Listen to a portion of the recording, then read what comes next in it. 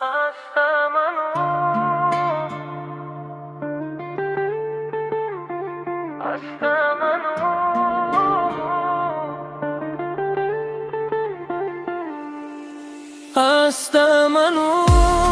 sensizlikte yana hastamanu. Yüreğimni yaşarsam ham seni oylaymanu. Ketganingdan rangsiz bo'ldi barcha orzular. Ko'zlarimda qolib ketdi aytilmagan so'zlar. Har kechasi isming aytib uyg'onaman men. Senga atalgan qo'shiqlarni kuylayman har dam. Unutay deb necha bora urinmadim men. Lekin yurak seni tanlar yana har safar. Hastamanu, sensizlikda yana hastamanu. O zorlaring bag'rimda jim yig'laymanu. Hastamanu, sevging meni asir ayladi.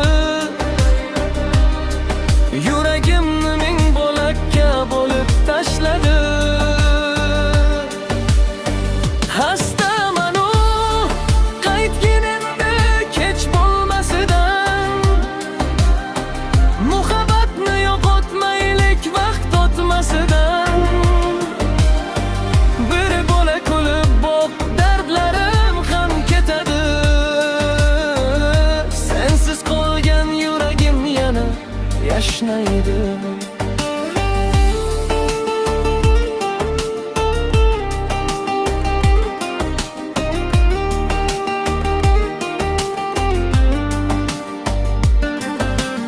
Yomg'ir yog'sa seni eslar deraza tomon. Har tomchida ko'rinadan kulganing hamon. Kimlar keldi, kimlar ketdi hayotimdan jim. Sening o'rning to'lmadi hech sevgilim. Vaqtda bo'lar deyishadi, ishona olmadim.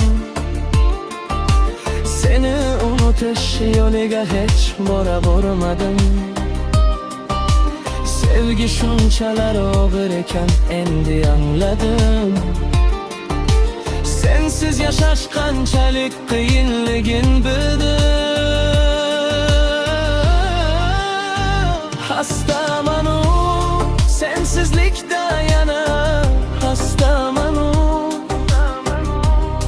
O zorlaring bag'rimda jim yig'laymanu. Hastamanu, sevging meni asir ayladi.